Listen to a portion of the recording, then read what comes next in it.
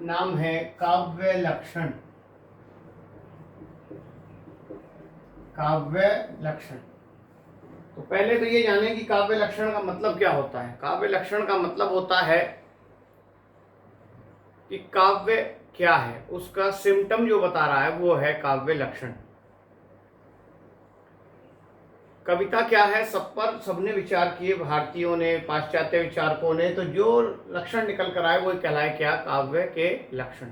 ठीक है, जिसमें आप देखेंगे कि भारतीय काव्यशास्त्री आचार्य, भारतीय आचार्य, उनके द्वारा दिए गए मत अलग हैं। जो पाश्चात्य विचारक हैं उनके द्वारा काव्य के दिए गए मत अलग हैं कि काव्य क्या होता है। और हमारे हिंदी के जो कवि हैं उनके द्वारा दिए गए मत अलग हैं। तो हम यहाँ सबकी बात करेंगे, तीनों की। एग्जाम में इसका मतलब ये नहीं कि भारतीय काव्य शास्त्र है तो संस्कृत के ही आचार्यों की बात होगी, सबकी बात होगी। ठीक है, तो सबसे पहले हम भारतीय आचार्यों की बात कर रहे हैं और उसमें सबसे पहले भामह आते हैं। और भामह ने क्या कहा, शब्दार्थो सहितो काव्यम, ये कहते हैं शब्दार्थो सहितो काव्यम। शब्दार्थो सहितो काव्यम क्या मतलब हुआ इसका, शब्द और अर्थ का सहभाव, शब्द और अर्थ का सहभाव कविता है। इसकी संस्कृत वाला भाव और इसका हिंदी रूप दोनों आपको पता होना चाहिए, क्योंकि परीक्षा में कुछ भी पूछ ले तो शब्द और अर्थ का सहभाव, यानी शब्द और अर्थ जहां मिल जाए वहां कविता हो जाती है, ये भामह का मानना था। लेकिन क्या केवल शब्द और अर्थ ही कविता होती है? तो मैं जो शब्द कह रहा हूं उसमें एक अर्थ छिपा हुआ है, तो क्या ये कविता है? तो नहीं है। तो इस दृष्टि से अगर हम कहें तो काव्य को हम शब्दार्थ नहीं कह सकते केवल। लेकिन ये भी ध्यान रखना है, उस समय साहित्य के नाम पर काव्य शब्द चलता था।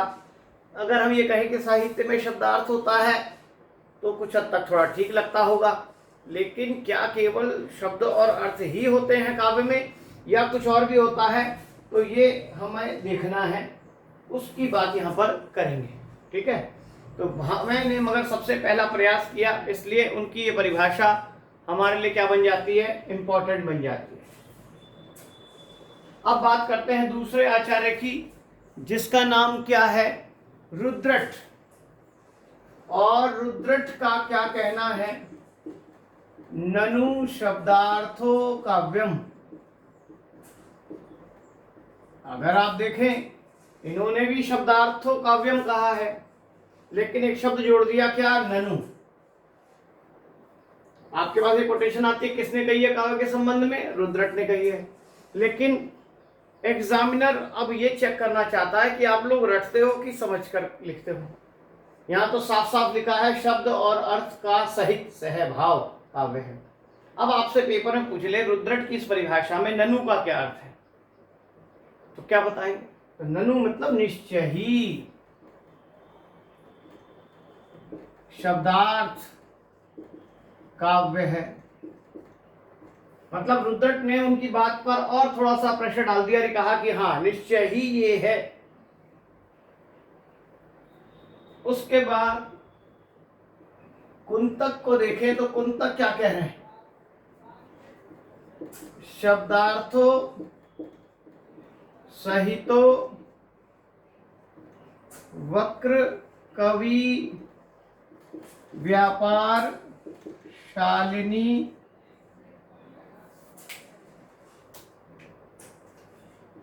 बंधे व्यवस्थितो काव्यम त्वद्विहिलाद कारिणी। ये कह दिया, शब्दार्थो सहितो वक्र कवि व्यापार शालिनी बंधे व्यवस्थितो काव्यम त्वद्विहिलाद कारिणी। यानी शब्द और अर्थ का सहभाव जो इन्होंने कहा वो तो कविता है, लेकिन वो जो उसमें कवियों का वक्र व्यापार चलता है, वक्र मतलब टेढ़ा नहीं, मैंने पहले बताया अनोखा, वो शब्दार्थ सामान्य नहीं होंगे, वो शब्दार्थ होंगे वक्रता जन्य, और साथ में वो शब्दार्थ, वो वक्रता जन्य शब्दार्थ बंधे हुए होंगे। बंधने का मतलब यहाँ क्या है? छंदबद्ध। छंद का मतलब मैंने आपको पहले बताया था बंधन। व्यवस्थित होंगे, एक अरेंजमेंट में रखे गए होंगे अलंकार युक्त तरीके से, और वैसा काव्य कहलाएगा और जो आपको क्या देगा? आनंद देगा। वो शब्दार्थ आपको क्या होना चाहिए? आनंद देने वाला होना चाहिए।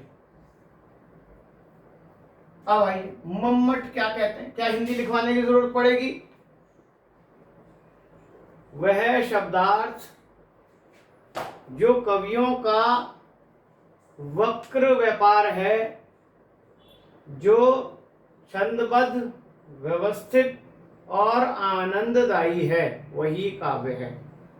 ठीक है। मम्मट का क्या मानना है? तद दोषो शब्दार्थो सगुण वन अलंकृति पुनः क्वापि। मम्मट ने इस बात पर जोर दिया कि शब्दार्थ तो काव्य है, लेकिन वो शब्दार्थ दोष रहित होना चाहिए और गुण और अलंकार से युक्त होना चाहिए। यानी सभी ने भामह की परिभाषा को विस्तार दिया, उसमें कुछ कुछ मॉडिफिकेशन किया है। तो मम्मट ने क्या जोड़ा? दोष युक्त, दोष युक्त और गुण अलंकार युक्त शब्दार्थ काव्य है, ये मम्मट का मानना है।